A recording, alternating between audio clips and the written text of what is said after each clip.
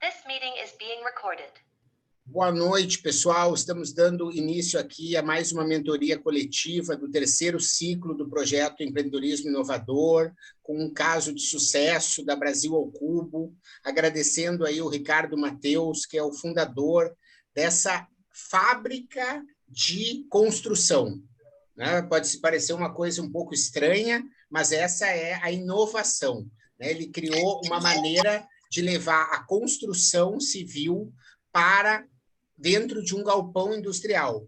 E ele, então, constrói esses módulos e ele faz todo o acabamento, ele não constrói só as paredes, ele constrói toda a estrutura, ele coloca carpete, ele coloca móveis, coloca iluminação, coloca Wi-Fi, coloca fechadura, coloca tudo, e chega lá e só coloca esses módulos no local, e com isso ele consegue estar ganhando velocidade no atendimento dos clientes que querem lançar uma nova loja, lançar um novo empreendimento e precisam de um espaço físico e não querem mais esperar fazer tudo ficar pronto, uma obra civil. Essa obra é feita dentro do próprio galpão, então não tem problema com chuva, não tem problema com questões aí do clima, que podem, não tem problema que o pedreiro faltou, porque ele tem funcionários que estão lá engajados, e com isso ele consegue ter um diferencial muito grande. E de uma pequena empresa,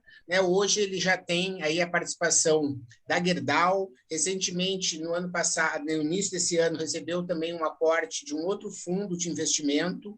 E a ideia aqui é a gente entender como um projeto, né, que tem um cunho de ciência, de tecnologia na forma de construir, virou um negócio de sucesso. E ele vai contar um pouquinho dessa história aí em torno de uns 30 minutos, e a gente vai ter em torno de 1 hora para vocês poderem fazer as perguntas, para que vocês possam estar aprendendo na prática com ele, certo? Então, Ricardo, muito obrigado aí pelo seu tempo precioso aí por estar compartilhando conosco. Vou deixar com que você faça aí as considerações iniciais. Tá bom, muito obrigado, Pimenta, aí pela apresentação inicial. Eu agradeço muito pelo convite aí. Pimenta lá atrás já foi um dos meus professores aí, então aprendi muito em toda a trajetória por meio de uma plataforma online que eu estudava muito e acabei conhecendo o Pimenta. A gente foi se desenvolvendo, trocando algumas figurinhas, já tivemos o prazer de se conhecer presencial, já teve na nossa fábrica também. Então é uma honra aí poder compartilhar um pouco a experiência de vida aí, né, em relação àquilo que a gente criou. A nossa história, enquanto Brasil ao Cubo, ela se confunde um pouco com a minha, né? Na verdade, hoje eu tenho 34 anos, mas durante toda a minha vida eu trabalhei no setor da construção civil, e a gente está falando de construção industrializada, então fui trabalhar aí como soldador de estruturas metálicas, e depois eu acabei fundando a Brasil ao Cubo. Mas eu acho que para a gente ter um roteiro mais tranquilo aqui, a gente compilar um pouco das informações e ter uma base de contextualização mais assertiva, vai ser interessante eu compartilhar minha tela, porque tem bastante conteúdo aqui, vai ficar mais fácil, pessoal, vendo aí, de fato, ao longo dessa nossa trajetória. Deixa eu apresentar aqui, eu acho que já está aparecendo, né, Menta? Acho que já está aparecendo, sim. Bom, sim, está aparecendo, fica à vontade. Tá bom, eu vou pedir permissão para vocês aqui para a gente iniciar com um vídeo inicial de 2 minutos para entender de fato quem é a Brasil ao Cubo e a maneira que hoje ela se posiciona no mercado, para contextualizar e deixar todo mundo... Ricardo, antes de você rodar o vídeo, na hora de você compartilhar, vai ter um botãozinho que diz assim, compartilhar o áudio. Você tem que clicar nesse botãozinho de compartilhar o áudio para que o áudio possa ser compartilhado, tá bom? Tá, eu apertei, vamos ver se vai dar certo. Então tá bom, então vai dar certo. Meu nome é Ricardo Mateus, eu sou engenheiro civil e engenheiro de produção, especialista em construção metálica e hoje fundador da empresa Brasil ao Cubo.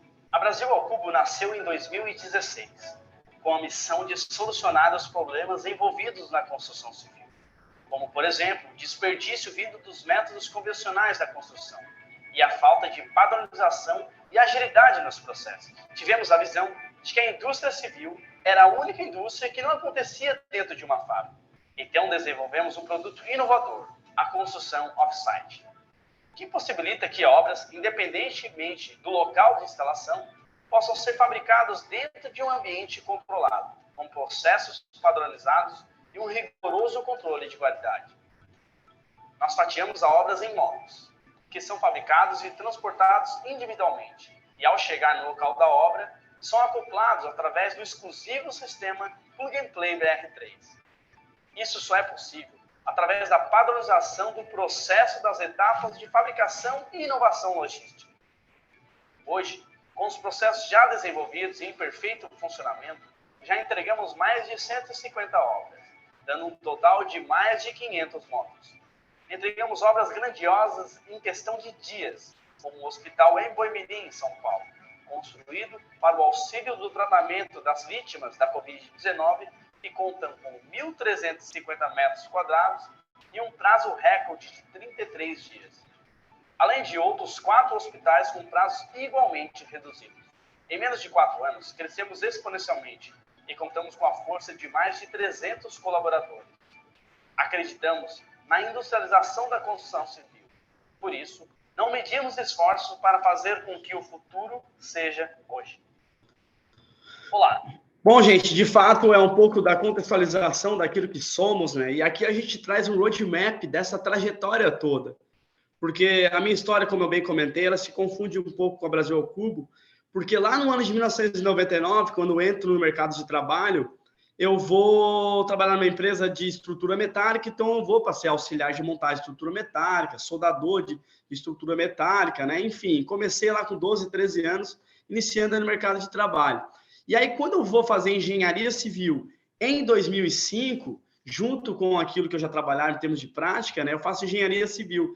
E aí, em 2007, como a gente vinha comentando, eu fui apresentado por uma bolsa de iniciação científica lá na faculdade, já no segundo ano de faculdade, que era um PUIC, né, um programa de iniciação científica na Universidade Unisul, aqui de Santa Catarina, para estudar um sistema ainda embrionário no Brasil, mas que lá fora já estava um pouco mais evoluído, que era o Light Steel Frame. Então, eu fui bolsista durante esse período aí, de 2007 até 2009. Acabei estudando bastante o conceito, tanto na prática, como custos, né, desenvolvimento de projeto, até culminar num trabalho de conclusão de curso, e aí com o tema dimensionamento de uma residência unifamiliar em Light Steel Frame, muito por conta daquilo que eu tinha aprendido na bolsa de estudos aí no programa de iniciação científica. Então, eu aprendi todos os conceitos básicos do que eu precisava fazer para, de fato, ao me formar em engenharia civil, né, eu consegui compilar por meio daqueles ensinamentos técnicos,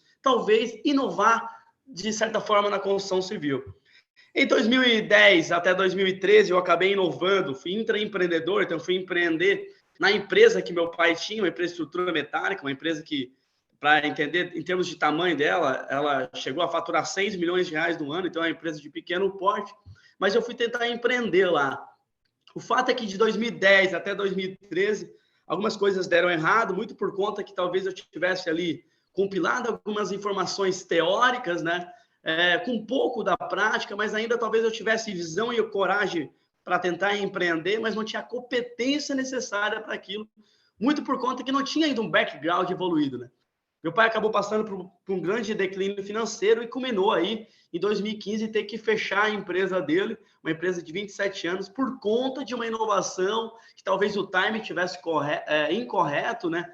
Talvez o momento não fosse aquele, e também pelo modelo de gestão que ainda não era compatível com a minha visão de futuro. Acabou que meu pai teve realmente esse grande declínio financeiro e teve que fechar a empresa em 2015. Mas o mais legal disso tudo é que em 2013, quando eu vou fazer engenharia de produção, e aí eu entendo que, de fato, tudo aquilo que tinha dado errado, porque antes, lá no processo que eu quis inovar, com o programa de iniciação científica, através dos ensinamentos que eu tive lá, a ponto de tentar ser um intraempreendedor, ou seja, empreender com o CNPJ dos outros, praticamente, né?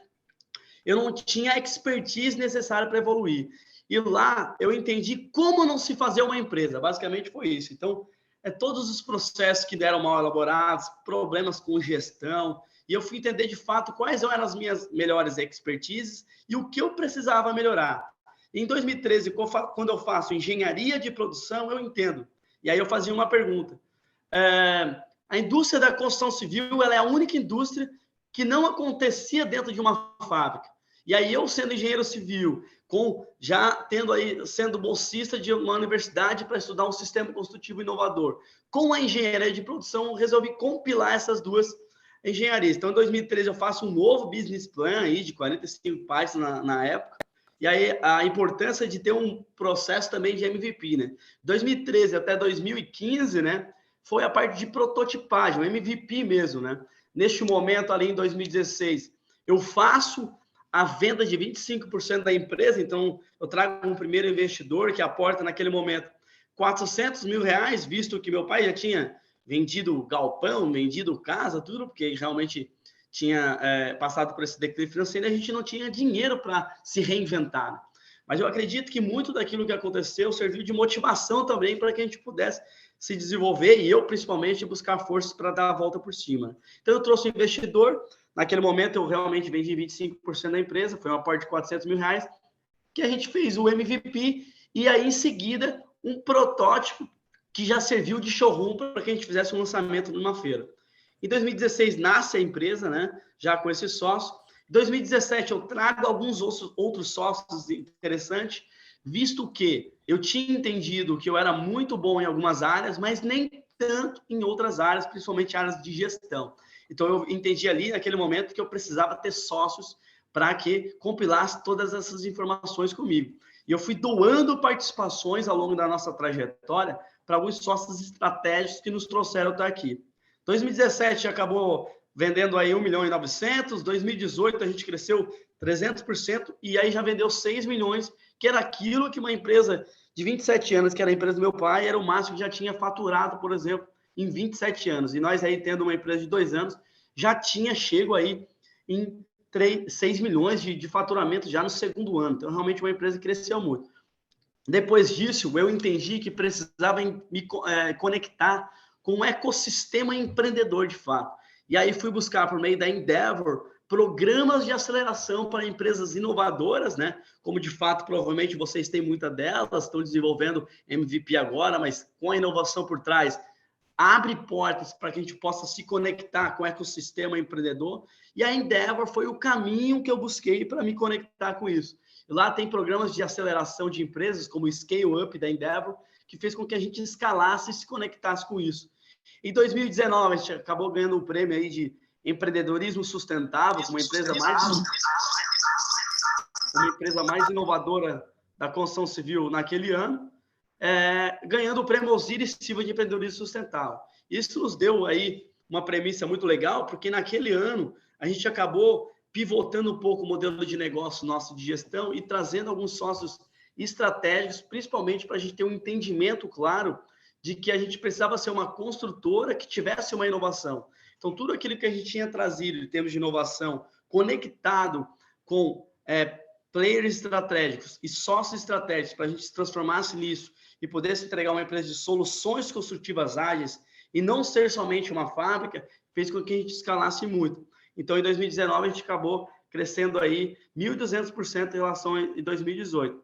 Em 2020, a gente já estava aí no momento caótico da humanidade, aí, principalmente a questão da pandemia, né, que imperou na nossa civilização, e a gente tinha ali, portanto, o produto certo para o momento certo, e aí, muito por conta disso, alguns players estratégicos que a gente já tinha como clientes, por exemplo, Ambev, conectado ao ecossistema empreendedor, que a Endeavor também nos conectou a um player estratégico, que naquele caso, naquele momento, era a Gerdau. A gente fez um compilado de informações aí para que a gente pudesse explorar hospitais aí. Foram 7 hospitais ao longo desses 2 anos de pandemia, entregues para a iniciativa privada que doavam para a iniciativa pública, né?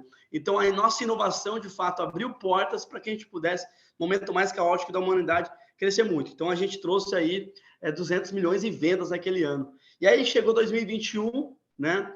A gente, a partir deste momento, deste movimento, a Gerdau acabou percebendo que a gente já era uma scale-up da Endeavor, participando do programa de aceleração, que era o Gerdau Builders, durante 6 meses. Eles entenderam que, ao ter feito esses hospitais com a gente, nos endossaram para que eles pudessem fazer um aporte aí, comprando 33% da companhia, naquele momento investido aí 60 milhões de reais. Chega 2021, a gente cresce novamente de maneira exponencial, chegando aí 470 milhões em vendas. Então, uma empresa aí de 5 anos chegar a quase $500 milhão em vendas no ano, realmente é um crescimento muito grande, muito por conta da inovação que a gente trouxe para o mercado, que era muito ainda primitivo, né? A construção civil se constrói da mesma maneira há pelo menos 100 anos aqui no Brasil, né? Isso precisa, de fato, ser disruptado no sentido de que a gente estava resolvendo uma dor de vários clientes, principalmente clientes da indústria, né? Clientes que precisam, de fato, obras rápidas, obras que tenham sustentabilidade por trás, que tenham um processo operacional padrão muito bem desenvolvido, que tenha aí um apreço muito grande pela segurança de trabalho, e a gente acabou fazendo aí 2021 fantástico. Em 2022, a Dexco, né, que é ex-Duratex, acaba entendendo todo esse movimento de crescimento, querendo ela também estar conectado com o sistema de construção lá na ponta, compra 13% da companhia com um aporte de 74 milhões de reais. E aí cá estamos, a Brasil ao Cubo hoje, em 2022, é uma empresa que tem aí seus sócios fundadores, né? E tem também esses 2 players estratégicos aí que hoje compilam o nosso quadro societário, que é muito importante, porque a gente também não queria trazer um fundo de investimento para travar inicialmente o nosso processo.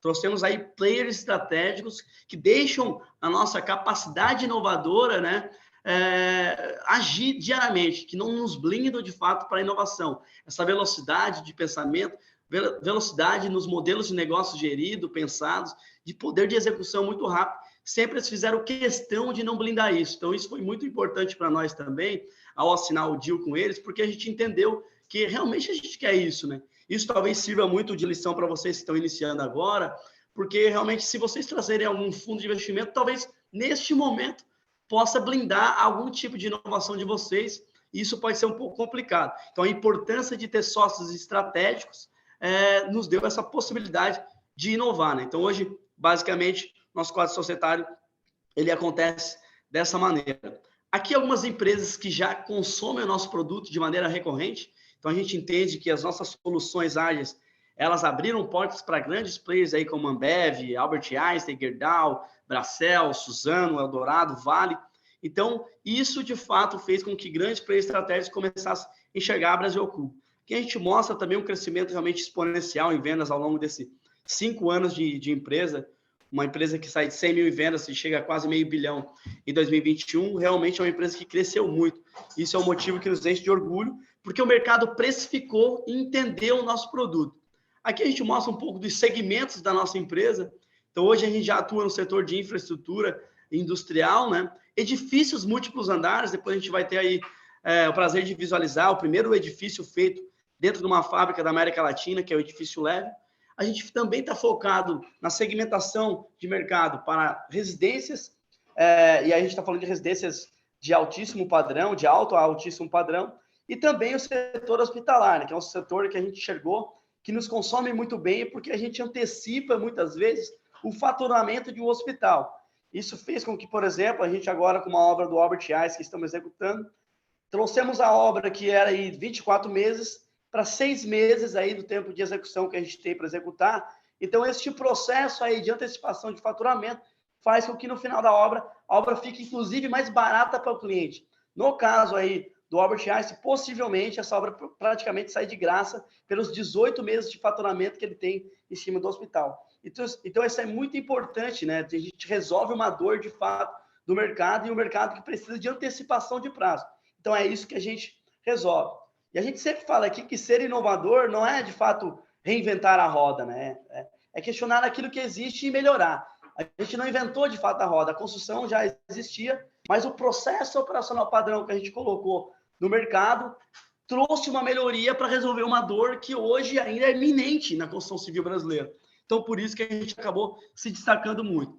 Eu falava lá no começo para vocês sobre algumas questões que eu enxerguei que precisava trazer alguns sócios, porque algumas competências empreendedoras não estavam explícitas no meu perfil, e isso eu fui buscar lá no Empretec, que é um programa do Sebrae que eu fiz lá em 2010, e eu enxerguei naquele momento que eu precisava que um dia, para ter uma empresa de sucesso, eu precisava ter alguns sócios, principalmente pelo fato de que as 10 características empreendedoras aí que o Sebrae elaborou juntamente com o pessoal da ONU, eu tinha 7 delas muito bem elaboradas. Uma delas é busca de oportunidade e iniciativa. Isso eu enxerguei que eu tinha um potencial muito grande e claro para isso. Outra característica muito clara que está no meu perfil é persistência, né? Imagina, passei por um grande problema aí de estruturação da empresa da família, mas a persistência que eu tive para que eu pudesse, que eu tinha ali de fato, a expertise suficiente para que um dia a Brasil ao Cubo se transformasse no que fosse, essa resiliência eu sempre tive muito bem. Correr risco calculado, eu sempre fui um cara do arrisque tudo. Então é assim, correr risco eu sempre corri, mas nem sempre eu calculava os riscos, né? Então, às vezes a gente tem que arriscar tudo, mas antes tem que certificar que vai ter estrutura para bater as asas, né?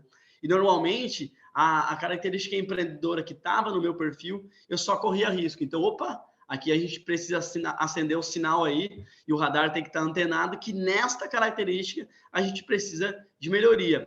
Exigência de qualidade e eficiência, eu tenho razoavelmente muito bem clara no meu perfil, comprometimento nem se fala, busca de informações são muito bem desenvolvido nessa área, e estabelecimento de metas, nem tanto. Embora eu já tenha aí um aprendizado muito claro para que a gente possa chegar, de fato, numa empresa de sucesso, o estabelecimento de meta é muito importante. Mas, então, mais um ponto aí em defasagem que eu precisava evoluir ou trazer sócios que suprissem essa necessidade. Planejamento e monitoramento sistemático, não sou tão bom nisso também. Preciso ter pessoas muito legais do meu lado, senão, de fato, a gente não conseguiria. E eu fui trazendo essas pessoas, né? Hoje a Brasil ao Cubo tem 13 sócios, e aí quando a gente fala isso, eu estou falando que são sócios que eu fiz doações pontuais para essas pessoas, coloquei no cap table mesmo, para que eles lá na ponta fossem um sócio que cuidasse de um departamento. Então tem gente aí sócio, departamento de custo, financeiro, departamento de suprimento, de projeto, de obra. E cada ponta dessa é um sócio. Isso talvez aqui seja o grande segredo de sucesso da Brasil ao Cubo, porque eu entendi que o empreendedor ele não cria uma empresa, ele cria um time e o time cria a empresa. Essa é a realidade. Então, apesar de o meu pensamento estar focado sempre nisso, mesmo lá atrás, eu só fui enxergar depois de ter alguns processos errôneos aí. Persuasão e rede de contatos também é uma coisa muito clara que eu consigo fazer. E dependência e autoconfiança também, mas às vezes a autoconfiança ela extrapolada, ela pode atrapalhar. E aí aqui eu queria fechar essas 10 características empreendedoras para, de fato, a gente perceber e fazer aí uma auto-reflexão, de fato, quais dessas 10 características eu sou muito bom e quais delas nem tanto. Ou seja, são dois caminhos. Eu posso me desenvolver naquelas áreas que eu não sou tão bom ou fazer como eu fiz. Eu peguei as 7 áreas que eu sou muito bom e coloquei nas outras 3 áreas que eu tenho déficit muito grande, sócios para suprir essa necessidade. Então, foi muito importante esse curso para eu enxergar, de fato, o que eu poderia fazer, né? E aí a gente também precisa, né, de direcionamento profissional em cima de suas melhores características, é basicamente o que eu estou falando. E foco é dizer não para coisas boas. Apareceu muito, depois do curso do Empretec, cursos para eu fazer, para eu me desenvolver naquelas áreas que eu era defasado. Mas o meu foco não era aquele, o meu foco era me desenvolver ainda mais na minha natureza, né, no eu da hegemonia de Aristóteles, na minha excelência, né, aquilo que eu melhor sei fazer. E aí eu fui buscar alguns sócios estratégicos. Esse é o nosso MVP, então realmente um MVP lá feito em 2013 e 2014, onde a gente testou de fato o içamento, aí faz a estrutura, coloca no caminhão, vê se vai trincar cerâmica, gesso, e aí a gente precisa testar isso antes de ir para o mercado. Aqui mais uma dica, né? Antes de ir para o mercado, a gente fez um MVP na prática, porque também não queria ir para o mercado com um produto com patologias. Isso poderia estar uma série de problemas para nós se a gente não tivesse verificado na prática o produto. Aqui é um pouco daquilo que eu estou falando do arrisque tudo, que é uma característica empreendedora que eu tenho muito, mas a gente precisa, de fato, certificar que tem estrutura para bater as asas, né? Aqui um pouco de visão, coragem e competência, um pouco de que Flávio Augusto fala, né? E realmente, para empreendedor, isso tem que estar muito claro. E lá atrás, talvez tivesse apenas a visão e a coragem, e nem sempre a competência. Eu fui buscar a competência por meio de school business, por exemplo. Eu comecei a estudar em plataformas, inclusive onde eu conheci o Menta, que é o meucesso.com, por exemplo, que é uma plataforma de empreendedorismo fantástica. Eu estudo até hoje um ensinamento muito claro, que a gente começa a entender todas as disciplinas, né? Porque às vezes a gente é bom cientista, às vezes a gente é bom empreendedor, às vezes a gente é bom financeiro, mas às vezes tem áreas que a gente precisa saber, de contábil, por exemplo, e lá na plataforma tu consegue entender um pouco disso.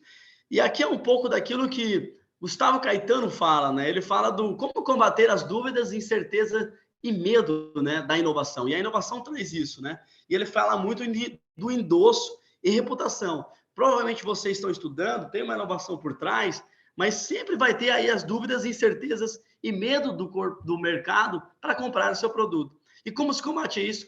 Com endosso e reputação, né? Então, assim, endosso, a gente quebrou isso por meio de grandes marcas comprando recorrentemente da gente. Então, se uma marca comprou uma vez, 2, 3, 4 vezes, eu consigo ir no segundo cliente e falar assim, olha só, Heineken, a Ambev comprou 7 obras nossas. Não é interessante você também fazer obra com a gente? Então, queira ou não queira, vai endossando a gente para que a gente pudesse chegar. E esses clientes acabaram trazendo esse endosso. E a reputação é que mídia espontânea está falando de você. De que maneira que ela fala? Ela fala muito bem de você?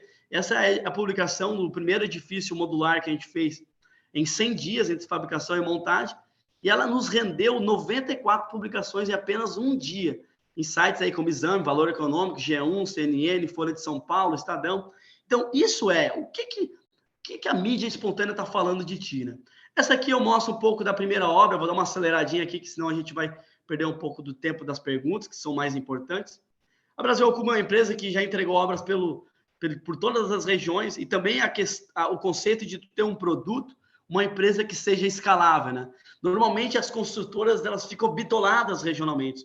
Com a Brasil Ao Cubo isso muda, porque tu consegue colocar dentro de uma fábrica, transportar, depois fazer a instalação. Isso faz com que o tamanho de mercado aumente. Também é importante vocês enxergarem isso, o tamanho de mercado para o produto que vocês estão pesquisando, o produto que vocês estão inovando. E a Brasil Ao Cubo ela sempre costuma trazer inovações em cada semestre. E aqui eu trago a mais nova inovação que a gente está trazendo, é um videozinho de 1 minuto e meio, para entender que são os edifícios múltiplos andares que vão iniciar aí com a nova fábrica.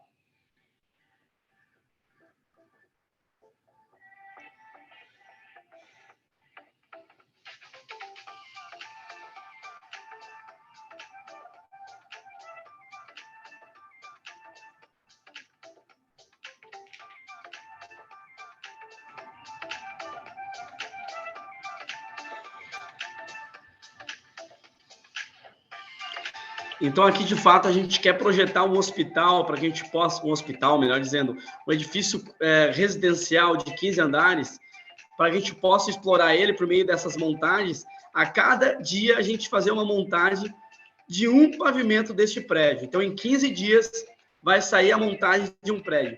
Imagina aí, tu passar numa rua, depois de 15 dias, tu vê a montagem de um prédio de 15 andares. Essa é a nossa proposta já para o próximo ano. Então, o Brasil vai ter engenharia e competência técnica suficiente para entregar isso para o mercado brasileiro. Realmente, isso é um sistema que nos trouxe até aqui. Ao longo desses 5 anos de vendas da Brasil Ao Cubo, foram mais de 200 obras, mas também, desde o tempo de prototipagem, está falando de 8 anos, desde 2013, né?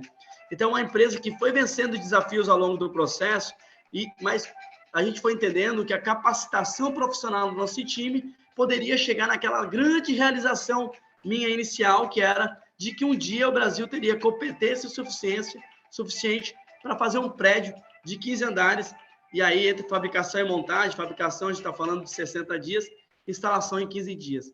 Isso vai acontecer já no próximo ano, é uma grande inovação que a gente quer trazer. Eu vou mostrar também aqui um pouco da nossa fábrica, que vai ser executada agora, vai ser uma das fábricas mais automatizadas aí do mundo em termos de fábrica de obras. Uma obra que vai sair aqui em Tubarão, Santa Catarina, muito provavelmente, a gente até, inclusive, já comprou o terreno, mas uma fábrica que a gente consegue aí compilar todas as disciplinas de uma obra dentro de uma fábrica. Então, vai ter um setor de corte e furação, vai ter aí parte de jateamento, robô de solda para cortar as vigas metálicas que chegam da Gerdau, a parte de fachadas, né, o beneficiamento de chapas, para a gente possa fazer as fachadas ventiladas. Então, a importância também de verticalizar grande parte do processo que hoje tem subcontratações. Com isso, a gente vai trazer um custo reduzido para o nosso produto e trazemos aí uma nova inovação para o segmento, né? Então, um pavilhão aí de 22 mil metros quadrados, são 2 linhas de ponte rolante, onde a gente consegue armazenar um prédio de 15 andares dentro de uma fábrica, para que a gente possa ter uma excelência operacional ainda maior e, de fato, reduzir os nossos custos fabris, consequentemente, ou aumentar a nossa margem, ou também trazer um produto mais viável para o mercado, né? Que com isso vai abrir ainda mais mercado e o market share nosso pode aumentar. Vai ter uma fábrica de paredes para que a gente possa aí ter as perfiladeiras e depois a gente simplesmente acoplar. Isso vai nos dar uma capacidade de fabricar aí um prédio de 15 andares em 60 dias, como eu vinha comentando, para depois, posteriormente, poder montar ele nesses próximos 15 dias. Né? E aqui a gente fala um pouco de aguçar a nossa criatividade, né? E eu vou comentar com vocês um exemplo que fica muito claro e evidente isso. O que é aguçar a criatividade aqui? É que, na verdade, o nosso cérebro está programado para obedecer padrões. E a partir do momento que isso permite fazer uma coisa nova, normalmente o insight vai aparecer e a criatividade vai aparecer. Vou dar um exemplo muito claro. Normalmente, os engenheiros casam com engenheiras, têm filhos engenheiros, frequentam congressos de engenharia e ficam bitolados naquela bolha e não conseguem pensar diferente. Eu procuro estudar áreas completamente diferentes de engenharia, porque dependendo da forma que um biólogo me explica como é, por exemplo, o DNA humano, eu posso ter uma sacada para minhas paleteiras lá no meu armazém, por exemplo. E aí é muito legal, porque eu vou ter essa sacada e os meus concorrentes que trabalham na engenharia não vão ter. Então, se vocês são estudiosos que trabalham aí focados nessa parte científica, né, que é estudar, de fato, e desenvolver programas dentro da academia, é importante também estudar sobre temas completamente diferentes daquilo que vocês estão abordando, porque ali vocês podem ter grandes sacadas também para os negócios de vocês e a pesquisa que vocês estão fazendo. A gente destaca aqui também o poder das parcerias, né? O aprender, ganhar e dividir são verbos que hoje eles são 3 verbos que estão dentro da cultura da Brasil ao Cubo. A gente acredita muito nisso, né? E a importância também desse give back aí, de poder passar informações e voltar e estar aqui sentado fazendo uma mentoria, talvez. A gente também aprende que a gente consegue trocar figurinhas e sair daqui com mais informações ainda. Então, a importância de dividir conhecimento é muito clara, né? Aqui a gente fala de algumas parcerias que a gente fez ao longo do processo, né? Desenvolvimento da empresa, a importância de se conectar com o ecossistema empreendedor, né? Aceleradoras, né? Programas aí do próprio Sebrae, School Business aí, a gente está falando de plataformas online de empreendedorismo, então a importância de se desenvolver nessa questão, né? Aqui é o que eu já tinha comentado, né? Que com certeza sem o nosso time aqui a gente não conseguiria, porque eu arrisco dizer, na verdade, seguramente eu falo, os meus sócios, tem alguns sócios que são ainda melhores do que eu, assim, então isso é importante, trazer pessoas melhores do que você, né? E isso a gente tem que ter aí também um senso de humildade, não é porque a gente é fundador da empresa que a gente sabe todas as coisas, é importante também ser apanhado de informações de multidisciplinaridade de outros sócios, né? Aqui eu falo um pouco do sonho, né, que a vida da gente é um pouco disso. A vida da gente ela é muito similar à pista do pouso de um avião. E a gente, quando a gente olha para essa pista, a gente vai ver que é algo que leva um nada ao nada. Mas ela só vai fazer sentido se a gente voar. Essa é a nossa vida, né? Então, é isso que eu procuro passar também. A gente só vai fazer sentido em termos de propósito da nossa vida se a gente aprender que voando a gente vai alçar voos maiores. E aqui um pouco de sonho grande, né? Essa é a minha visão que eu tive lá atrás, então é importante compartilhar. Sonho um dia em poder uma concessionária de Brasil ao Cubo, trocar a minha casa modelo 2016 para o modelo 2029, com seus respectivos itens de série. Então, este é meu sonho. Estamos próximos disso? Não, ainda estamos bem longe, mas o sonho é grande, essa é a importância, né? Eu sempre falo, é muito melhor sonhar alto e não conseguir do que sonhar pequeno e acabar conseguindo. Então, é importante também ter uma visão muito de longo prazo para que a gente não desanime no processo e sempre pensar que em determinado momento a gente pode olhar para dentro de ti e falar, são coisas maiores, Ricardo, calma, esse processo vai passar, olha a tua visão de futuro lá na frente. Então, é isso que a gente deixa bem claro aqui. Bom, basicamente é isso, gente. Eu vou deixar de compartilhar aqui a tela para que a gente possa trocar algumas figurinhas em termos de perguntas e eu vou dialogando com o pessoal aqui, tá bom? Legal. Muito obrigado aí, Ricardo, pela tua exposição inicial. Depois eu queria só que você parasse um pouquinho naquela lâmina que mostra o crescimento da empresa, porque você passou bem rápido, se é algo que você pode mostrar que o pessoal aqui no grupo queria ver com mais detalhes. E eu vou fazer a primeira pergunta e depois o pessoal que já quiser ir levantando a mão pode fazer as próximas, que é: o quanto aquele método que você aprendeu comigo lá no meusucesso.com, né, que é o método que a gente está utilizando aqui hoje com esses mentorados, né, que é se conectar com o cliente, entender a dor, conseguir criar um MVP, ajustar o modelo e pivotar, como você falou, né, e a partir daí crescer, o quanto esse método te ajudou a chegar aonde você chegou. Tem que abrir seu microfone. Entender onde é. Acho que está aberto no microfone agora. Tá aberto, tá aberto. Eu tive que, porque não apareceu ali. Não, é importante isso destacar, né, Menta? Porque, assim, naquela época que eu comecei a estudando o Start, por exemplo, eu estava quase que na parte de prototipagem bem inicial da empresa e eu precisava ir para o mercado me dar respostas. E isso eu fui aprendendo ao longo do curso que eu fiz contigo, porque realmente a importância disso. Não adiantava eu ter um produto se o mercado não estava dando respostas para mim ainda. Até então eu não tinha nada. Então, quando a gente vai para o mercado, eu queria ser só focado em fábrica, eu quero fazer o produto, porque se deixa para lá a parte de fundações, essa parte de infraestrutura que precisa, eu só quero focar em fábrica, por exemplo. Esse era o meu pensamento. Aí eu vou para o mercado diz, não, mas como assim? Eu quero uma obra, eu não quero comprar um módulo teu. Aí tu começa a entender que o mercado dando essas respostas, tu volta. Então a gente teve que pivotar o modelo de negócio de, ao invés de ser só uma fábrica, focar nisso, eu tive que trazer sócios estratégicos para que eu me transformasse numa empresa de soluções construtivas como um todo. Então eu entregava desde a parte de fundação até a fábrica, até a ponta lá na frente. Então a importância disso, né? De tu ir para o mercado, testar, fazer MVP, mas vai buscar respostas do mercado. Então isso um pouco do aprendizado que a gente aprendeu lá atrás, tá? Legal. Obrigado aí, Ricardo. Para mim é muito gratificante poder acompanhar, né? E para vocês saberem, na primeira convenção que o Ricardo fez com seus funcionários, né? Ele me disse assim, Menta, eu quero que tu venha aqui palestrar, né? Porque os ensinamentos que você me teve lá atrás acabaram me ajudando, quero que você compartilhe aqui com o meu time. Eu tive a alegria de ir lá na fábrica de Tubarão e vou ir na fábrica nova, quando for inaugurada aí também, para falar aí com o pessoal, Ricardo. Vamos ouvir aqui agora as perguntas do pessoal. Primeiro, o Ricardo Crivelli, por favor, se apresente rapidamente e faça a sua pergunta. Bola está com você. Boa noite. Primeiramente, Ricardo, parabéns. Eu sou programador, mas eu sou apaixonado por essa parte de engenharia, arquitetura. Para mim, eu farei uma casa toda de steel frame, então eu acho muito legal. O que você está fazendo é realmente incrível, né? A velocidade, a qualidade dos projetos que você está desenvolvendo, então, meus parabéns. Eu tenho 3 perguntas, assim.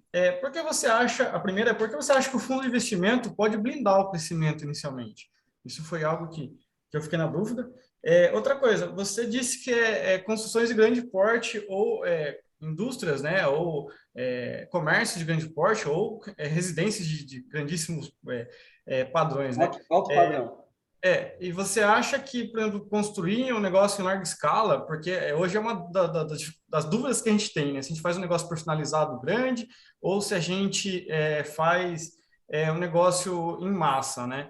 Que consiga vender de forma mais rápida, talvez, ou com menos trabalho, vamos dizer, né? E como você fez essa captação inicial de clientes, né?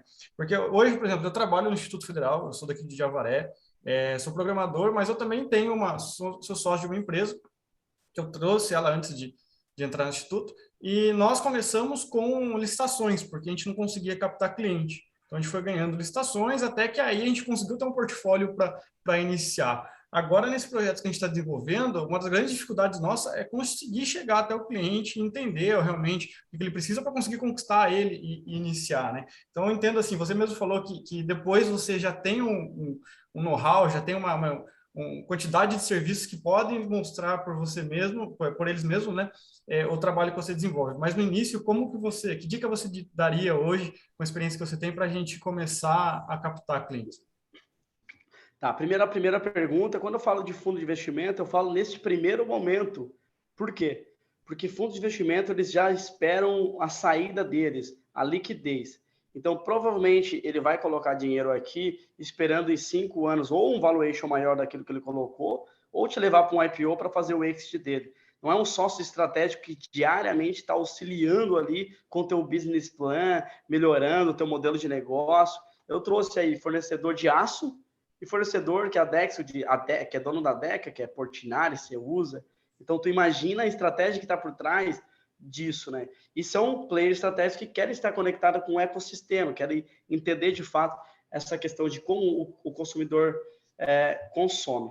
E aí você perguntou como eu fiz para vender as primeiras obras. Bom, primeiro o que eu fiz, os 16, 17, 18, eu não ganhei nada, perdi dinheiro, na verdade. Então, para vender, tinha aí uma questão muito... na verdade, eu tive que ir empatando, né? Também não dava para vender muito barato para não quebrar a empresa, né? Não tinha dinheiro. Então, eu fui vendendo quase praticamente a preço de custo para ter obras no mercado, ao ponto aí de fazer uma obra em 2017 lá em São Paulo, a preço de custo. Nessa obra eu acabei perdendo R$100 mil e foi o único investimento que eu tive que trazer para dentro da empresa de um sócio, que aí ele hoje é meu sócio, que teve que botar R$100 mil para eu não quebrar naquele momento. Teve um desvio aí, cara, eu vou fazer a preço de custo, mas deu errado, não estava muito formatado. Então tem esses riscos também, né? E assim, eu entendia que quanto mais eu fizesse, mais eu aparecesse, mais fácil um dia o mercado ia me precificar, ia valorizar. Então, tem um pouco disso, de arriscar e, cara, tentar fazer parcerias aí, a preço de custo só para mostrar o produto, foi isso que eu fiz, tá? Mas foco em mostrar produto. E a outra pergunta que tu fez, qual é? Foram 4 perguntas? Três, na verdade. E sobre fazer projetos, você prefere fazer projetos grandes e personalizados, assim, ao invés de fazer, por exemplo, um módulo residencial que venda bastante, assim, vamos dizer, padrões, assim. Bom, enfim, agora com a nova fábrica, a gente vai buscar um pouco mais de padronização. Mas até então, como não tinha o investimento necessário para buscar essa excelência operacional, vamos ser alfaiataria, vamos personalizar, vamos entregar mais do que o cliente espera. A arquitetura hoje ela não quer algo engessado, ela quer algo realmente fantástico. Então, eu busquei a personalização para me destacar. Tá? Entendi. Perfeito. Obrigado. Legal. Obrigado, Valeu, Ricardo. E acho que assim tem a ver, né, Ricardo, com escolher os seus clientes. Por exemplo, hoje a Brasil ao Cubo ela não é a mais barata do mercado, né? Mas ela consegue entregar um payback, ou seja, né, ela entrega antes e com isso, mesmo o cara pagando um pouco mais caro, ele retorna o investimento, né? Eu lembro do caso da Movida, né, Ricardo? Que agora são 2 Ricardos, né? Ricardo e Matheus. Né? Que a Movida era um tipo de locadora que demorava, às vezes, um tempo para chegar numa cidade, então de 8, 9 meses, e eles conseguiram reduzir isso para 3 meses. E esses 6 meses de faturamento, como ele falou, paga a obra, como é o caso ali do Einstein, ou seja, você acaba entregando um valor que é maior do que aquele investimento inicial, mas o cara recebe aquele dinheiro em faturamento e a obra acaba se pagando. Então, por exemplo, acredito que lá no futuro ele vai ter talvez um lado social de ter casas populares, né, Ricardo, Matheus? Mas agora, nesse momento, são essas casas, essas obras mais refinadas, né, ou para empresas que acabam tendo capital para pagar o custo que ele tem, que é um pouco mais alto, porém, ele traz um retorno. Eu queria ver se você quer comentar ou corrigir alguma coisa, Ricardo. Não, você perfeito, é exatamente isso, não tem muito o que acrescentar. É exatamente o que a gente vende. Legal, ótimo. Então vamos lá para a próxima pergunta, por favor, Felipe Lucena, lá de Pernambuco. Olá, parabéns, Ricardo, principalmente pelos seus últimos anos.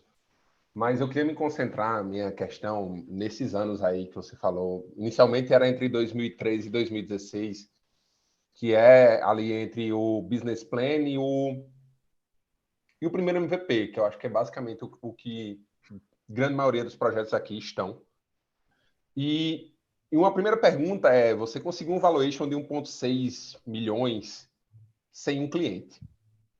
E aí, eu queria entender, na primeira, acho que é a Cláudia, pelo que eu vi aqui nos slides, E eu queria entender como foi essa construção dessa saída. Você tem uma ideia, você entende que esse modelo de indústria da construção civil ele vai pegar, e você tem você precisa de grana. E aí e eu queria também entender o lado emocional. Porque você botou que você é bem perspicaz, você continua naquilo, você é persistente, mas esse lado emocional que você me falou que isso coincidiu com o declínio da empresa do seu pai. Então eu acho que assim, tem uma coisa emocional do empreendedorismo que só sabe quem está dentro.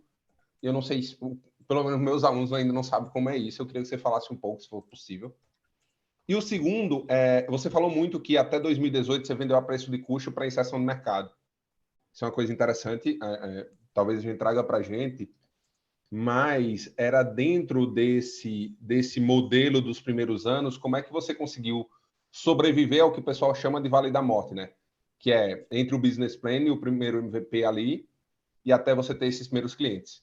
E eu queria entender como foi esse tempo, porque é basicamente o tempo que a gente está vivendo. A gente tem um MVP, a gente vai fazer esse MVP agora de graça, mas há muitas incertezas, muitas dúvidas. Há outras propostas, como você disse, que foco é dizer não, mas há outras propostas para a equipe, a gente perde pessoas. Eu queria entender como foi esse valuation, essa venda para um primeiro sócio significativo, colocando grana na mesa, e como foi sobreviver esse Vale da Morte. Tá. Bom, vamos lá.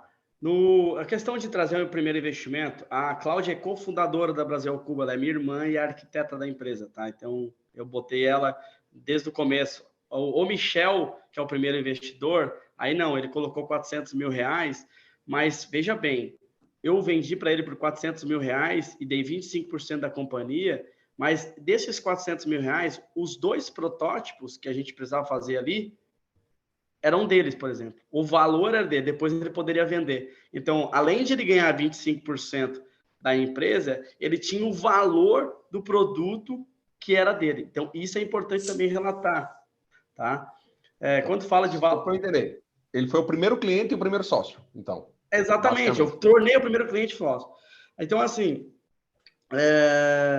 E aí, quando fala de Vale da Morte ali, cara, é o que eu te falei, chegou uma hora que eu ia quebrar. Só que eu sempre acreditei no modelo de negócio que eu tinha criado, que era inovador. Se tu pegar YouTube de 2014 para trás, tu não vê, mesmo internacionalmente falando, tu não vê um vídeo de consumo modular no mundo.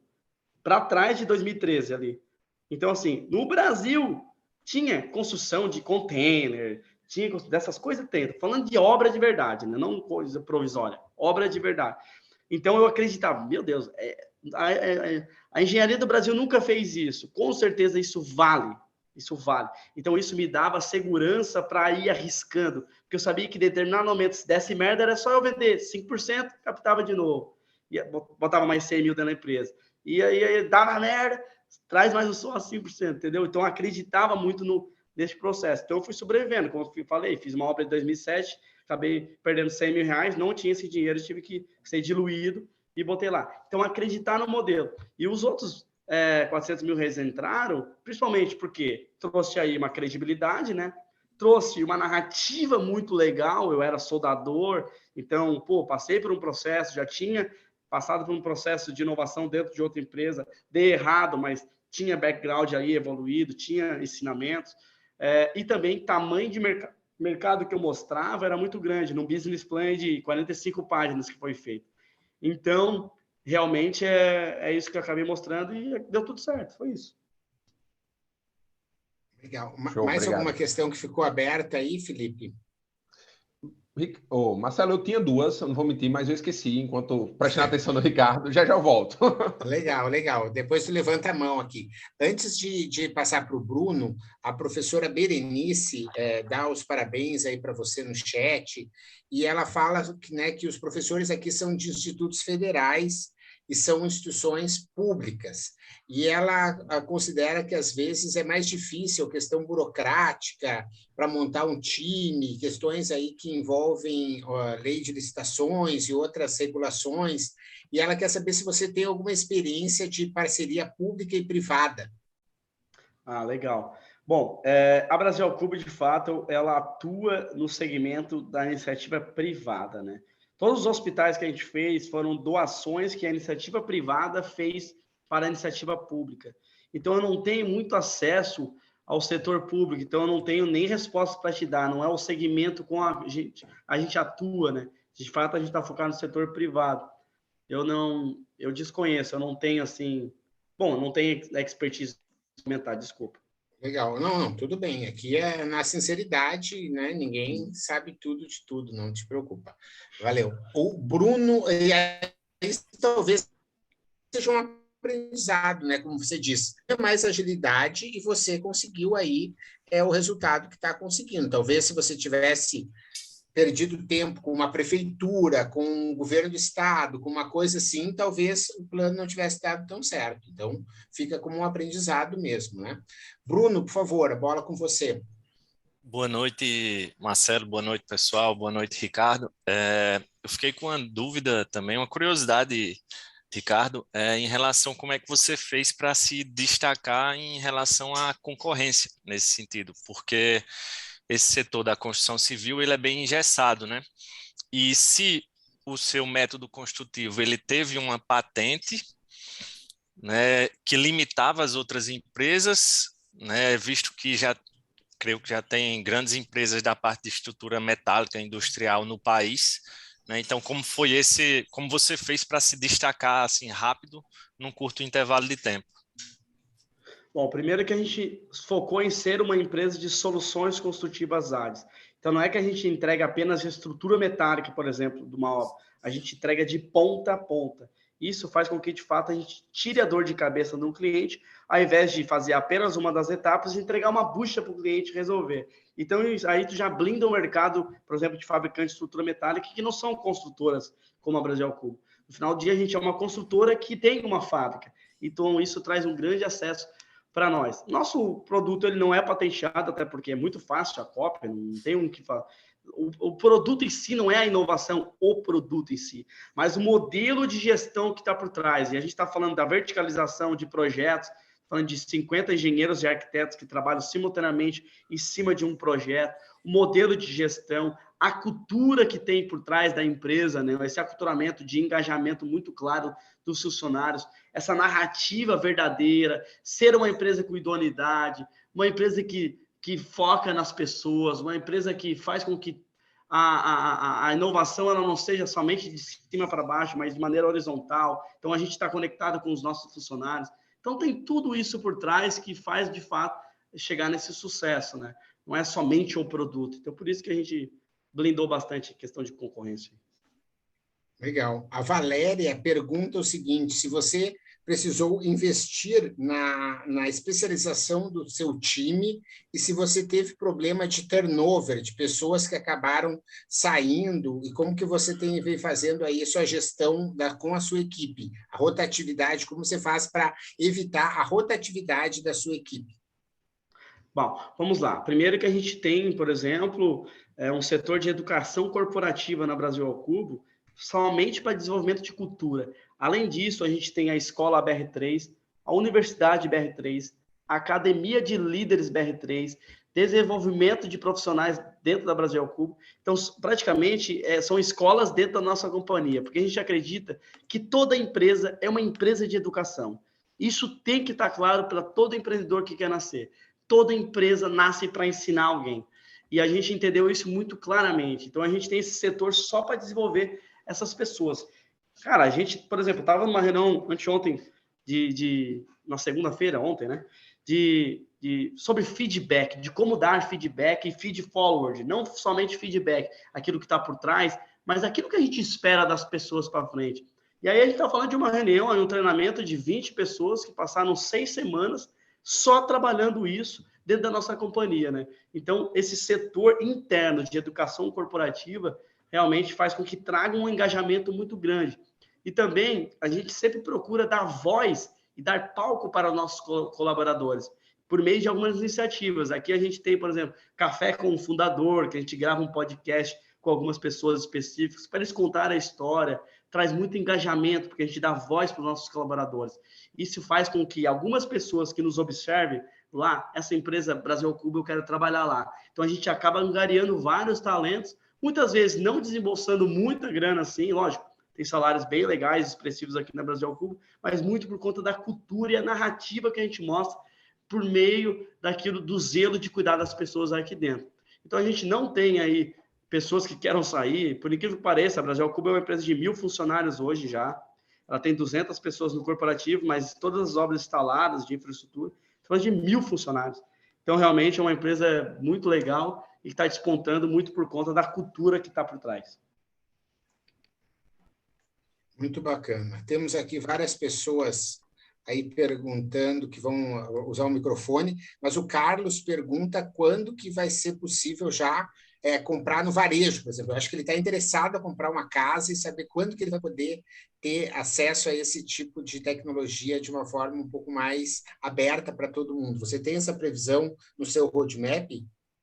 Bom, hoje a gente nem explora muito o marketing das residências, porque se a gente der uma aceleradinha no marketing, a gente não consegue, nesse nosso funil aí de vendas, a gente não consegue nem atender. É uma coisa realmente maluca que acontece aqui. Então, a gente dá uma segurada um pouco nisso, porque hoje a gente não tem a excelência operacional ainda para entregar com custos reduzidos uma casa.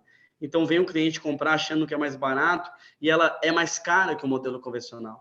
Então, a gente filtra apenas para aquelas pessoas que querem receber apenas uma casa que demoraria 18 meses em 3 meses. Então, esse cara vai pagar mais pelo prazo. Aí, ok, entendeu? Mas a gente espera que depois com a nova fábrica, né, para o ano de 2023, a gente já consiga atender aí o setor de residências de médio padrão já para o ano 2023. Tá? Legal. Olha só, vamos lá. Thomas Vale. Opa, deixa eu ligar a câmera aqui. Isso. Vamos ligar as câmeras aí, pessoal. Ricardo, boa noite. Boa noite, Marcelo. Obrigado por estar compartilhando sua experiência conosco, Ricardo. E eu tenho 3 dúvidas. Como o Marcelo falou, sou Thomas do Vale, estou aqui de Formiga, Minas Gerais. E eu tenho 3 dúvidas para perguntar para você. A primeira delas é: você começou a empresa enquanto ainda estava no curso de engenharia da produção? Sim, exatamente. O protótipo, né? O MVP. A empresa, eu tenho como venda, o ano de venda, que é 2016, a primeira venda, o lançamento dela, porque os 3 primeiros anos foi prototipagem, não teve venda de fato. Então, eu coloco a 2016, entendeu? Eu achei interessante que, tipo assim, você já foi entrando no curso e já foi botando em prática o que estava aprendendo. Achei legal essa parte. Exato. E a segunda pergunta que eu tenho é que na parte que você doou uma parte da sua empresa para sócios estratégicos, como é que foi isso? Você já conhecia eles antes ou você contratou eles e trabalhou com eles e se interessou neles? Como é que foi? Não, a gente vai fazendo obras e aí eu sabia que eu precisava me conectar com o ecossistema de São Paulo. Então, eu peguei a Mormai aqui de Santa Catarina, que era uma empresa de academias da Mormai, e vendi a preço de custo uma obra que seria lá em Jardim, São Paulo, só para estar conectado com pessoas de lá. E aí acabei conhecendo algumas pessoas que me apresentaram a outras, e aí a Endeavor me conectou a outras, e assim as coisas foram acontecendo. Mas muito. Eu sou aqui do interior de Santa Catarina, então não conhecia muita gente, não. Agora eu estou conhecendo bastante gente, mas antes não conhecia, não. Mas os teus sócios, ele pergunta dos teus primeiros sócios, eram teus amigos, teus parceiros, não, ou apareceram ao meio do caminho, esses 13 primeiros ali? Todos, dos 13, só 2 eu conhecia e eles entraram depois. Os 11 primeiros foram tudo gente que foi apresentado. E aí, por muita fé em Deus, aí, cara, é sorte, sei lá, mas é uma coisa maluca, mas a partir do momento que se propõe a fazer uma coisa legal, as portas se abrem e se conectam. Sim. Legal. E a minha terceira dúvida é, acho que até você já explicou, mas não ficou bem claro para mim, é como você conseguiu financiar o primeiro MVP em 2013? Bom, vamos lá. Em 2013 foi o Business Plan, em 2014 e 2015 foi a parte do MVP. Eu vendi por R$400 mil. A primeiro cliente meu se transformou no primeiro sócio, entendeu? Tá. Uhum. Legal. Beleza. Obrigado, Thomas. Aí, Felipe, vamos aguardar um pouquinho, vamos pegar aqui quem não perguntou ainda. Robson Costa, por favor. Olá, tudo bem? Boa noite, pessoal. Boa noite, Pimenta. Boa noite, Ricardo. Primeira coisa, parabéns, né? É muito bom ver uma evolução de uma empresa, assim, uma evolução tão rápida, né? E de sucesso, né? Ainda mais vindo de uma situação que você tinha colocado aqui, que estava numa situação familiar, né, mais complicada, né, com a sua família, e ver que você persistiu, foi lá, reinventou o negócio e está evoluindo ainda, né? Está crescendo, né? Eu sou docente do IFSC, né, aqui de Santa Catarina, sou daqui de Lages. Já morei em Tubarão, comecei minha faculdade em Tubarão lá, subi muito aquele morrinho do Cetal a pé lá na Unisul. Onde eu né? estudei, pô, exatamente onde estudei. Bem lá mesmo. Então conheço bem, né? Antes das minhas perguntas, eu tenho duas perguntas, né? Antes das minhas perguntas ali, vocês estavam comentando ali, né? Então já vou avisar o que é o futuro de quando passa muito a mão na cabeça, acontece isso aqui, ó. Você estava falando. Não, olha só como que já está. Então. A primeira pergunta tem mais a ver com o processo de vocês, relacionado ao custo, né, de obra. A gente sabe que o custo das ligas metálicas aumentaram significativamente nos últimos anos, né? Eu queria saber como é que vocês contornaram a situação, porque olhando ali o faturamento só cresceu, né? E muito exponencialmente, né? Como é que vocês contornaram a situação? Ela já era, na verdade, um diferencial pelo tempo de obra, né? Ou seja, vocês tinham um custo maior, como o Pimenta colocou ali no início, né? Vocês têm um custo maior, mas lá no final das contas, né, o tempo de obra de vocês ser significativamente menor reduz vários outros problemas. Reduz, por exemplo, INSS de obra, reduz desperdício, reduz tempo de hora de serviço de várias equipes que estão lá trabalhando, e já pode botar a empresa lá que está querendo aquela obra para faturar, né? Então, a minha pergunta era mais ou menos como é que vocês contornaram essa situação, ou se ela já estava contornada pelo próprio produto de vocês, né? E a segunda, na verdade, tem a ver com aqueles clientes estratégicos, né? Tu acha, pelo que eu estou ouvindo aqui, acho que talvez só confirmar, né? A parte mais importante, talvez, do início da empresa tenha sido você realmente entregar produtos para pessoas estratégicas, nem que fosse a preço de custo, para daí ter o seu produto em locais estratégicos, para poder, de repente, ter pessoas estratégicas perto de você e, de repente, até conversar com elas e trazer elas para dentro da empresa. Pelo que eu entendi, eu acho que esse início da empresa, ele foi mais estratégico de posicionar peças nesse tabuleiro, para daí, efetivamente, começar esse jogo aí todo, aí de xadrez, digamos assim. Cara, é exatamente isso. E interessante que isso eu aprendi lá atrás, com um dos professores da plataforma que eu estudava, que era o meucesso.com, eu aprendi com o Menta, mas também aprendi com o Gustavo Caetano, e ele falava que a estratégia dos pinos de boliche. Se tu conseguir acertar o primeiro pino de boliche, todos os outros cairão. Então isso é importante. A gente pegou um primeiro cliente, que é a Mormai, uma obra que saiu de Santa Catarina e foi para lá, e aí a gente atacou direto na Ambev, por exemplo. Depois que a gente chegava no outro cliente e falava assim, eu vendo para a Ambev. Aí os caras, como assim? A Ambev é burocrática, a segurança para trabalhar lá é rigorosa. Aí em Lages tem, inclusive a gente já fez obra aí em Lages, da Ambev. Cara, como é que burocracia, documentação, como é que vocês conseguiram isso? Nos endossa para que qualquer outro cliente queira comprar, entendeu? Então a estratégia dos pinos de boliche eu utilizei muito nesses 3 primeiros anos de empresa aí, né? A primeira pergunta, qual era mesmo? Era do custo de vocês com relação às ligas metálicas. Bom, e aí eu falo da importância de tu ter uma visão estratégica, se conectar com players estratégicos para ser teu sócio, né? A Gerdau hoje é uma das maiores produtoras de aço do mundo, embora a gente não tenha um preço, assim, um desconto muito grande.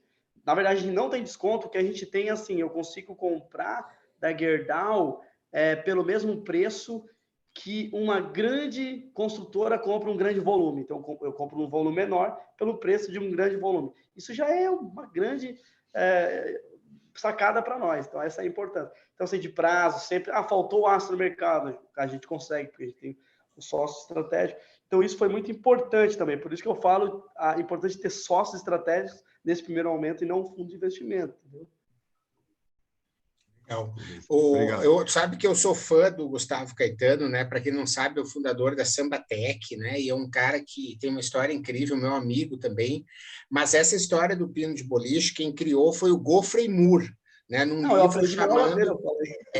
eu falei. um livro chamando Atravessando o Abismo. Né? E quem aqui está conosco já aprendeu isso na nossa oficina do ciclo 2, né, como sendo uma estratégia de negócio para você entrar num segmento, né, e aí você pega aqui alguns exemplos, pega o próprio Felipe, né, que está ali trabalhando com um sensor que monitora baterias, em que ele pode estar fazendo baterias para, hoje, subestações de energia elétrica, e se ele conseguir bater esse pino, depois ele vai fazer estações de celular, ele vai poder pegar coisas de no-break, de data center, quer dizer, você vai ampliando para outros segmentos a partir do primeiro pino. Então, esse conhecimento é um conhecimento muito válido aí para a estratégia de negócio mesmo. Então, obrigado aí por ter trazido aí à luz essa questão. Obrigado, Robson. Professor Rodrigo Salles.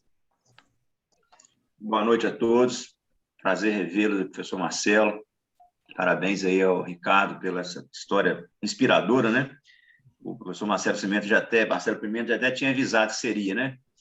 E em relação a esse autor, ele comentava sobre a questão de ser um peixe grande no lago pequeno, né? Você ser nichado mesmo, e com esse fato de ser um peixe grande no lago pequeno, quer dizer, um mercado inicialmente menor, você acaba conseguindo atender um nicho muito específico para depois explodir e crescer com o negócio e conseguir atravessar o abismo, né? Mas a minha pergunta tem um pouco a ver com a do Robson, em relação eu queria um pouquinho de curiosidade, Ricardo, no que você diz respeito a essa complementariedade de capacidade e competência. Como é que você observou isso? Como é que você conseguiu resolver esse dilema, né? Porque isso realmente é um desafio. Às vezes, o empreendedor tecnológico está muito ligado a saber desenvolver a tecnologia, mas ele tem, geralmente, dificuldades em levar isso para o mercado e tem dificuldades também na própria gestão do negócio. Como é que você conseguiu superar esse desafio? Bom, primeiro são 2 pontos, né? O primeiro que eu falo é que a gente precisa se enxergar, né? Entender quais realmente são as principais características suas, e aí eu consegui isso num curso que eu fiz do Sebrae chamado Empretec.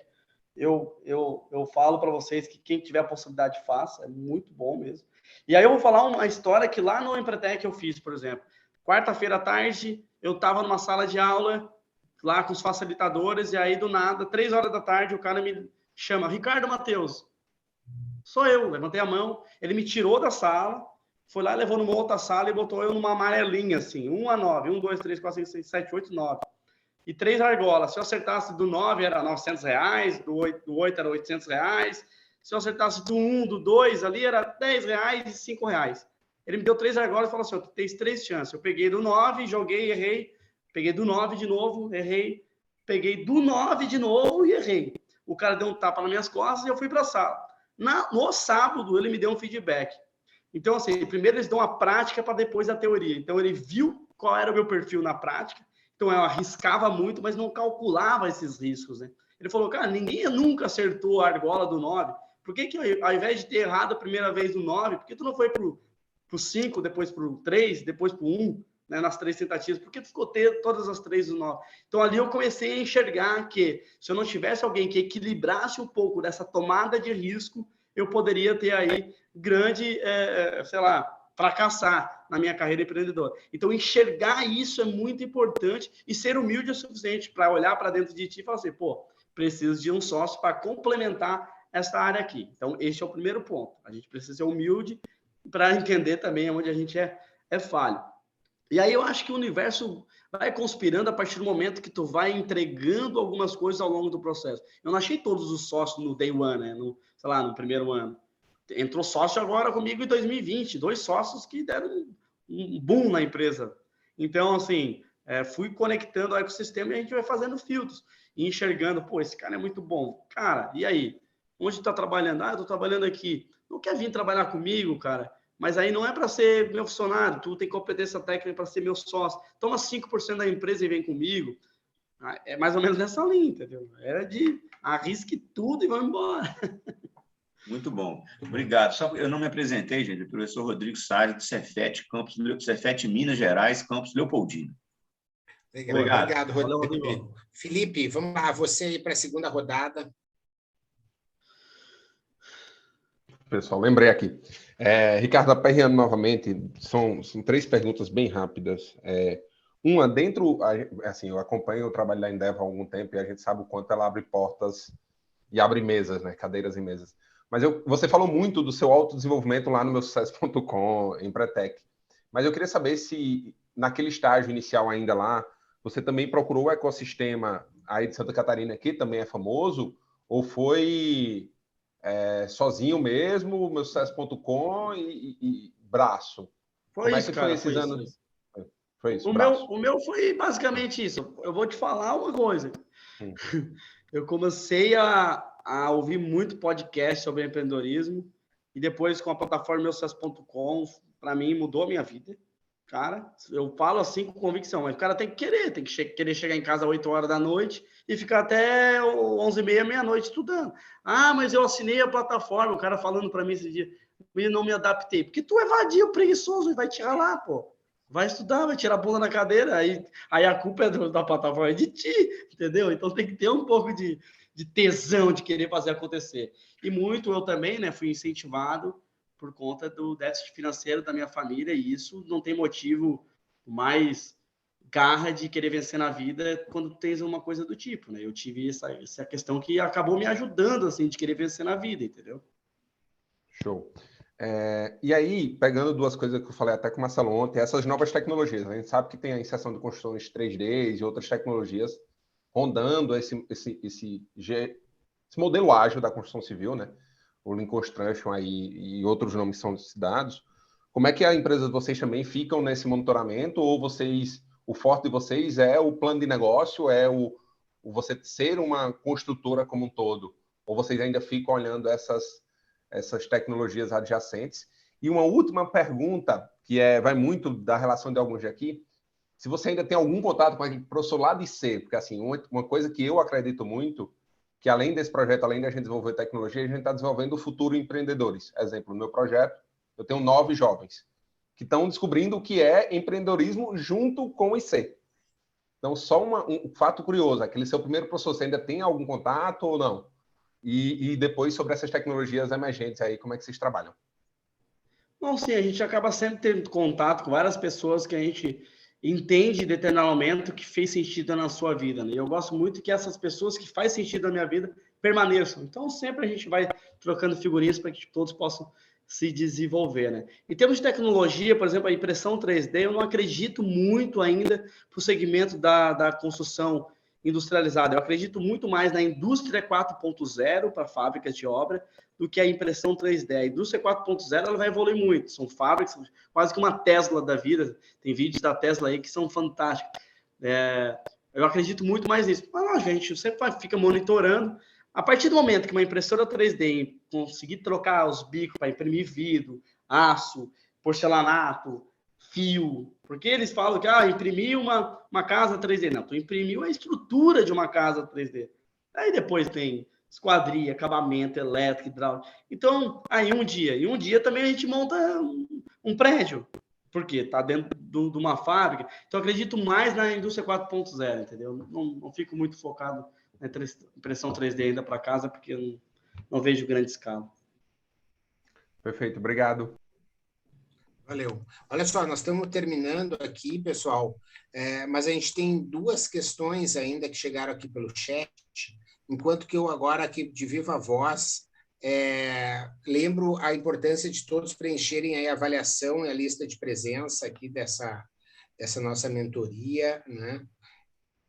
Tem uma pergunta aqui do João Vitor, eu acredito, que eu estou aqui no notebook, eu não estou conseguindo enxergar tudo direitinho, mas eu acredito que é o João Vitor que pergunta qual o perfil do cliente, qual a maturidade do cliente em relação ao produto. Estão sempre de portas abertas ou demonstram uma certa resistência? Bom, tem clientes que a gente já tem as vendas recorrentes, a gente não precisa de fato nem vender mais, né? Porque já se foi vender uma vez, comprou uma vez, 2, 3 vezes, chega uma hora que não precisa. Então, só esses clientes que nos trazem as vendas recorrentes já traz aí um faturamento bem legal. Mas sim, a gente tem que vencer várias barreiras aí, mas lembra que eu falei que a dúvida, a incerteza e medo, ela é combatida com o endosso e a reputação, então acaba combatendo com um pouco disso. Mas sempre tem aí E assim, o ciclo de venda de uma obra às vezes demora 3, 4, 5 meses, né? Então tu tens que ir martelando tecnicamente, vai vencendo. Legal. Mais alguém quer fazer uma última pergunta?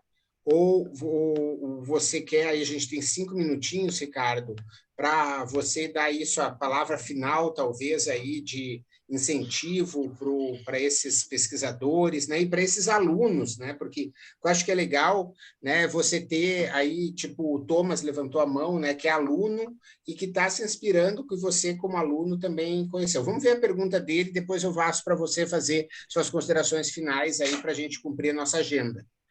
Thomas. Opa, Ricardo, uma última pergunta aqui, em relação àquele o primeiro cliente que virou sócio, aquele do MVP, como você mostrou para ele que de fato você ia conseguir entregar o MVP? Cara, aí é um pouco de, eu entendo, é um pouco de ter um material gráfico muito legal. Eu tive isso em termos de projeto de engenharia, projeto de organograma da empresa, histograma da obra, tamanho de mercado, tudo isso eu fiz uma revista de 45 páginas e o meu business planner era muito ilustrativo. Então ali o meu investidor já vê zelo, carinho, qualidade num papel. Por incrível que pareça, isso encanta os olhos a partir do momento que tu coloca amor que poderia ser tudo páginas em branco, assim, e branco e preto, né? Muito colorida, muito legal. Gastei R$8.000 para fazer. Ah, tá, veja bem, eu gastei R$8.000 para fazer 100 exemplares do meu business plan. Esse investidor foi o 50º que eu doei ao meu business plan. Então, tem isso, é uma coisa que eu nunca falo e realmente, agora que eu lembrei, cara, eu gastei R$8.000 para fazer 100 business plan, imprimir uma gráfica, e aí com os gráficos todos, como eu enxergava, e aí teve um que achou legal, e assim foi. Legal. Obrigado. E considerações finais aí, Ricardo? Não, cara, eu acho que é basicamente isso, a vida é isso, né? Trocar figurinhas. Eu gosto muito das perguntas, porque a gente acaba sendo provocados a relembrar algumas questões que a gente viveu, né? Tem alguns medos ainda, né? A Brasil ao Cubo é uma empresa que vem crescendo muito. Hoje, a principal demanda minha é que a cadeira, enquanto CEO da empresa, ela já está ficando grande para mim. Então, imagina o desafio de um fundador, tu olhar para uma cadeira que hoje tu cumpre e entender que daqui 2, 3 anos tu vai ter que passar o bastão. Isso, imagina como é que funciona isso, né? Eu enxergo isso, né? Talvez a Gerdau não quer isso, a Dex muito menos, porque eles querem a cultura empreendedora do cara lá, né? Skin in the game. Só que eu sei que eu tenho deficiências ainda em algumas áreas, muito provavelmente vai passar. Então, imagina esses devaneios imaginários que ainda acontecem, né? Dúvidas a gente vai sempre ter, a gente não vai ser dono da verdade, a gente não vai ter certeza de tudo, isso vai acontecer. Desde lá do começo eu tive, agora ainda tenho, tá, pessoal? Então, essas dúvidas que vocês têm aí são normais. É importante também conversar, o diálogo necessário. O empreendedor, às vezes, tem uma carreira muito isolada. É importante compartilhar as ideias. Não tenha medo de compartilhar as ideias no sentido de alguém vai roubar a ideia. Cara, não tem nada a ver com isso. O que manda é a execução. Então, assim, compartilhe, pega um feedback de amigo, de familiares. Aquela máxima que diz, não compartilha nada até que tu consiga cumprir. Cara, isso é uma mentira deslavada. Compartilha sim, busca informação, melhora, esteja aberto a diálogo.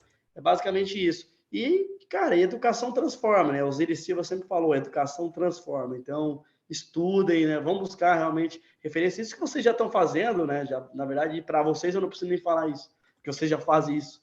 E é basicamente isso, cara. E vamos junto. Assim, o Menta tem meu telefone, caso alguém precise, pode passar, tá, Menta? Para trocar algum período aí. Eu na verdade, eu compartilhei o teu perfil do LinkedIn aqui com o pessoal, tá bom? Que daí eles se conectam direto contigo, podem acompanhar também a Brasil ao Cubo, mas qualquer coisa, eu tenho realmente seu contato, né? E para mim foi uma alegria muito grande receber aqui, né?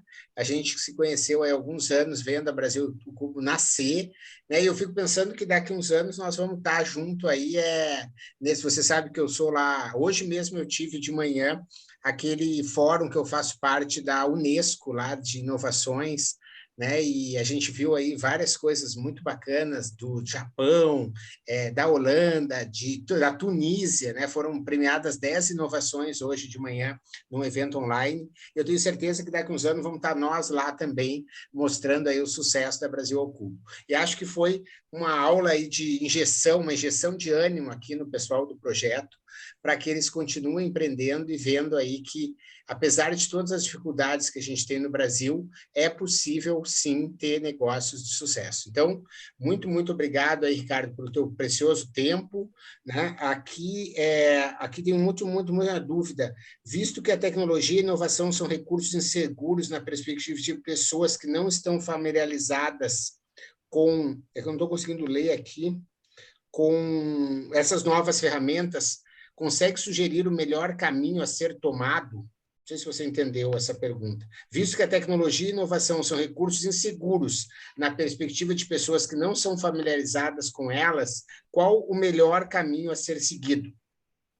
Bom, cara, acho que um pouco eu entendi, assim, é muito do que eu já tinha falado. O melhor caminho sempre vai ser a educação, sempre vai ser buscar informações, sempre vai ser não somente estudar o assunto que tu está engajado, mas estudar outros assuntos, como eu vinha comentando, para aguçar a criatividade, né? O cérebro é programado para obedecer padrões, então faça coisas diferentes. Então, praticamente, esse é o caminho. Legal. E aí, para terminar, né, o poeta português diria assim, caminhante, o caminho se faz ao andar, né? Eu acho que é um pouco isso, né, Ricardo? Ou seja, tu vai aprendendo, mas vai praticando também, não adianta ficar só acumulando conhecimento, mas essa visão aí da prática, né? É isso mesmo, gente. Bom, como falei, né, portas abertas aí, LinkedIn, tem o meu Instagram também, é Ricardo_BR3. É isso. Precisar da gente, menta aí, portas abertas. O Otílio está perguntando se você já está investindo em outros negócios. Cara, a gente está participando de algumas rodadas agora com algumas startups, assim, mas bem embrionário, tá? Mas é importante... Na pessoa jurídica ou na física? Não, jurídica, assim, a gente está vendo algumas startups aqui, Construtex principalmente, né? Mas embrionário ainda, mas essa Open Innovation é uma coisa que a gente está olhando para o médio prazo. E uma outra coisa, só para terminar, eu sei que eu acho legal desse case, é mostrar que é lá de Tubarão, entendeu? Não estamos falando aqui da Avenida Paulista, não estamos falando do Rio de Janeiro, da Barra de Tijuca, né? Nós estamos falando lá do interior de Santa Catarina, não é do grande polo de tecnologia de Santa Catarina, que é Blumenau, que é ali aquele Vale do Silício. Não, então... Acho que é muito legal a tua história. Mais uma vez, muito obrigado aí, pessoal. Muito obrigado pela presença, né? Espero que tenham preenchido aí a lista de presença, tá bom? Valeu, obrigado, Ricardo. Valeu, gente. Tamo junto aí, cara. O que precisar, você sabe que também pode contar comigo aqui com o pessoal, tá bom? Boa noite, valeu, gente. Valeu. Nos vemos no topo. Muito obrigado. Tchau, gente. Boa noite. Pimenta, estou com uma dúvida aqui na lista. Oi. Quando fala o endereço do e-mail responsável por essa avaliação, seria o seu e-mail? Não, o teu e-mail mesmo, o teu e-mail. Meu e-mail. Tá bom? Tá. Agora é uma lista de presença individual, tá bom? Uhum. Obrigado, pessoal, né? Não deixem de fazer aí suas mentorias, tá bom? Porque é assim que a coisa anda. Legal, obrigado. Valeu. O link da lista de presença está aqui no chat, eu já mandei várias vezes, nós vamos mandar de novo. Vamos lá. Vocês veem aqui no chat, aí está a pergunta. Lista de presença. Aqui, novamente, professor Otílio. Legal. Conseguiu pegar aí, Otílio? Sim, Marcelo, peguei aqui. Já vi, porque o chat está cheio. O chat está cheio, legal. Mas foi bacana, né? Aí foi bem inspirador, né? Não foi, tanto é que eu perguntei logo se ele está investindo em outros negócios. Aproveitar o momento, né?